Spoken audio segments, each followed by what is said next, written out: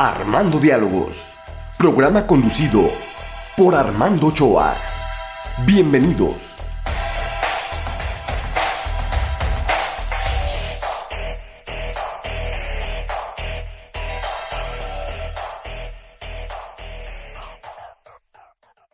Bienvenidos a este espacio de Armando Diálogos, donde vamos a tratar, entre otros temas, el asunto del Día del Maestro. ¿Cómo estás?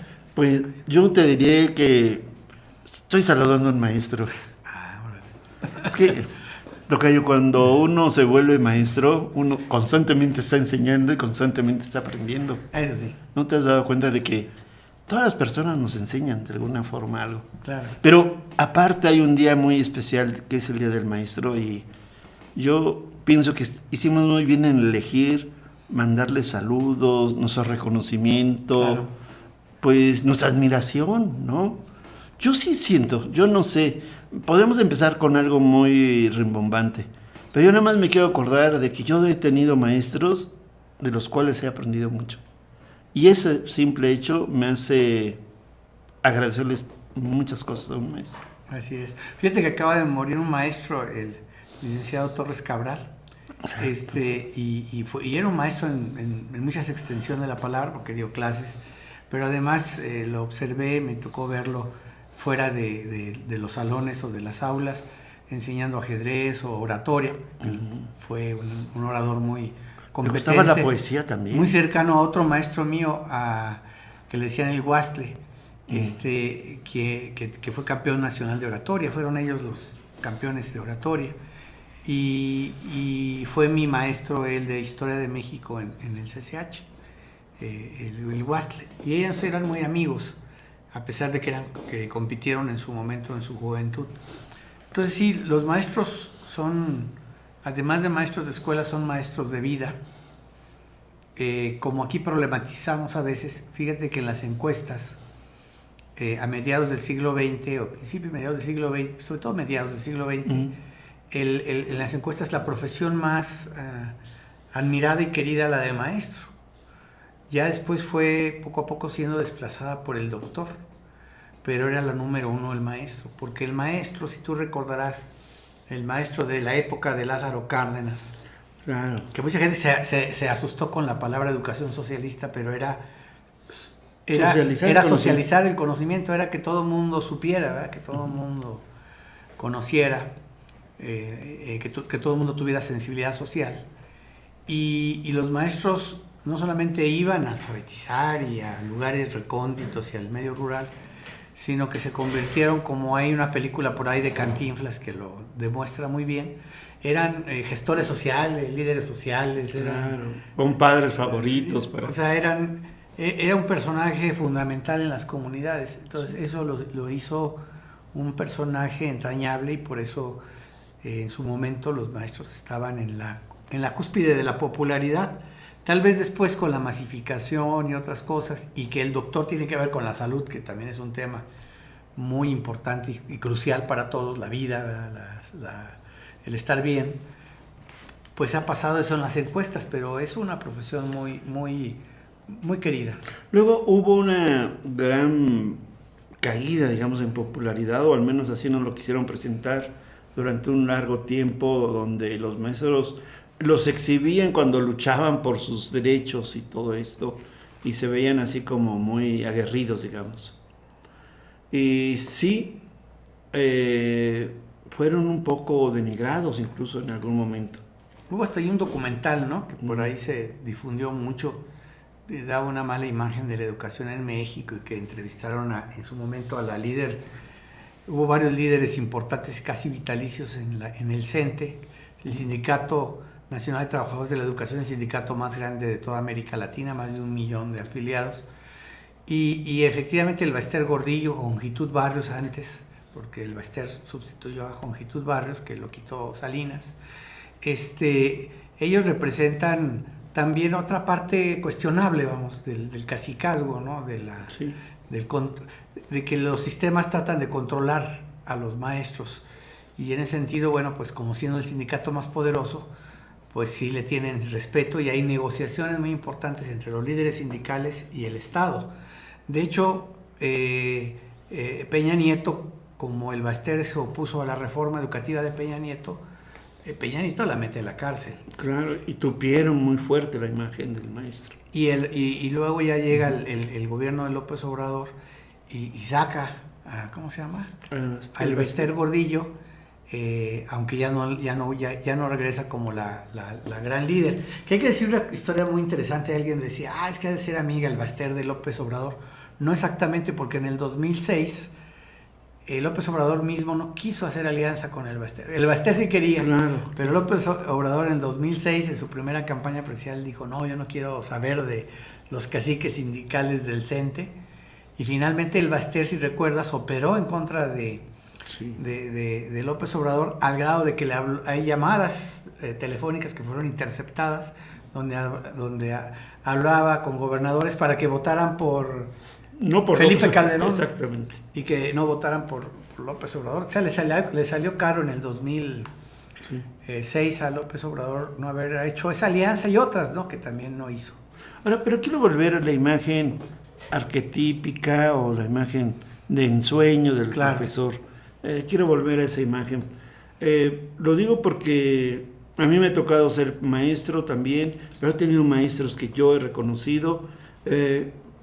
Mi familia, mis hermanas siempre fueron maestras, ahora ya son jubiladas. Yo siempre he estado vinculado a todo lo que sería la educación, llegado un momento. Y a mí me da mucho gusto. Y yo pienso, por ejemplo, que yo tuve una maestra en la secundaria que sabía cosas de historia. Cuando hace rato mencionabas de este maestro que te daba historia, a mí esa maestra de historia influyó, yo creo que mucho en mi vida, en mi decisión. Tenía maestros yo maravillosos, la verdad. Incluso me acuerdo, bueno, no debo de acordarme así, pero me acuerdo también hasta cómo los llegamos a apodar de alguna manera. No sé si lo sabían o no, pero claro, más allá de esa especie como de familiaridad que hasta desarrollas un apodo, yo creo que hubo una generación que los alumnos realmente nos sentíamos muy bien tutoriados por un maestro que te explicaba lo que era muy difícil, te lo hacía sencillo, te hacía cuestionamientos importantes, te trataba de hacer una clase divertida, te trataba de actualizar. No, es que yo sí me acuerdo, de veras, lo único que puedo decir es reconocimiento absoluto para mis maestros. ¿Sí? Fíjate que decías, ahorita mencioné al Guastri, pero su nombre es el licenciado Jorge Contreras Casas. Sí. Nada más que mucha gente lo conocía. Sí, es más conocido así a la larga. Tenía problemas de la vista, no veía mucho, llegaba a su clase, se sentaba, pero era una enciclopedia de la historia de México, además con una visión crítica. Y era efectivamente, una vez me tocó en el Francisco Zarco, hubo un evento de obreros, él estaba vinculado a la CTM y excelente orador, efectivamente ganó el Premio Nacional de Oratoria. Entonces, y ahorita que decías todo, ¿cómo te acuerdas mucho de muchos maestros? El maestro que te enseñó la guitarra, tuve un maestro jesuita, que no sé cómo llegó a una escuela secundaria federal, pero pública, un maestro jesuita con su cruz, siempre vestido de negro, pelos chinos, que era realmente, como buen jesuita, un hombre un poco fuera de la norma, ¿no? Que nos decía, a ver, no se dice pompi ni nada. A ver, todo el salón, imagínense en los 70s, se dice debidamente nalgas. Tampoco glúteos, correcto es nalgas, pero nos da pena decirle, a ver, todo el grupo en coro. Y yo decía, bueno, este hombre sí nos sacaba de onda. Y era es que nos daba español, entonces las palabras tenían que ser precisas. Y había palabras que decía él, pues, a veces tenemos que algunas palabras precisas les ponemos otros sobrenombres, digamos. Le damos vuelta al asunto. Y ahí estábamos todos colorados diciendo palabras muy directas y muy fuertes. Pero no, yo creo que sí, esa parte, tocayo, es muy importante. Y sabes que además de los conocimientos o las técnicas o lo que puedan enseñar, la materia que puedan enseñar, en muchos casos, en la mayor parte de los casos, siento yo, es el ejemplo. Sí. O sea, en general, salvo unas excepciones, el maestro es una persona correcta, que procura hablar correctamente. A veces lo que puede pasar es que a veces sean un poco estrictos, cerrados, poco Estilos personales de educar. Algunas cosas así. Sí. Pero en general son personas que te diré que son un ejemplo y que van con las normas y van con... O sea, establecen ahí algo que en la sociedad actual está muy destruido, muy violentado. Desacreditado. Incluso. Y además hay unos ambientes y unas condiciones, hay que decirlo, donde los alumnos se resisten a aprender. A mí me han dicho algunos jóvenes actuales, oye, es que el maestro no es tan bueno. Les digo, es que ustedes busquen la manera. O sea, si el maestro sabe algo, bueno, pues escúchenlo, ¿verdad? Y hagan apuntes, algo tiene que aportar, ¿verdad? No, es que a veces le exige demasiada didáctica o mucho, yo cuando fui maestro también, es que queremos que las clases sean ágiles y divertidas. Y bueno, hay algunos aspectos de la educación o de los temas donde es complicado ser ágil y divertido, ¿no? Claro, claro. O sea, hay cosas que sí requieren un poco de esfuerzo, vamos, y ya no digamos leer, ¿verdad? Que para mucha gente leer es así como que una barrera, ¿no? Sí, fíjate que este programa a mí me ha servido como para recordar programas. Y en verdad, yo siento que en la secundaria, ahí empezó mi amor por los maestros. En la primaria no recuerdo mucho, pero en la secundaria sí recuerdo más a mis maestros. Recuerdo en el CCH también a mis buenos maestros. Y en la licenciatura tuve maestros en antropología absolutamente geniales. Y pues sí, también en la maestría. Y en verdad yo sí siento que yo siempre me dejé influir por los que yo consideraba buenos maestros.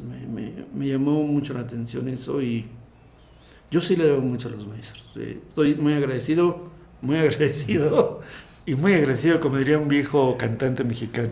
Fíjate que a mí me tocó la historia de que estuve en el centro, en esa época una época de mi vida viví en la Ciudad de México y estuve en la escuela anexa a la Escuela Normal Superior y estábamos en unos salones con vidrios, éramos como conejillos de indias. Y entonces ahí estaban maestras o maestros así como eméritos, ¿no? Entonces me tocó en primero y segundo de primaria una persona con la que aprendí a leer muy fluido, a escribir y demás, y de la vieja escuela, y aprendí a escribir con la letra antigua, ¿no?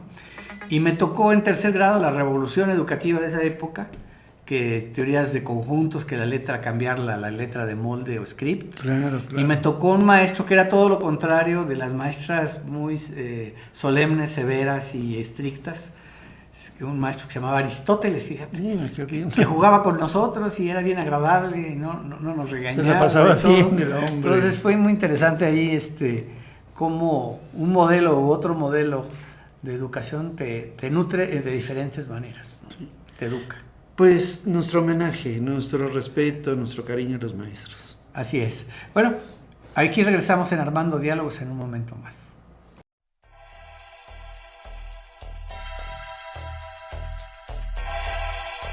En un momento, continuamos.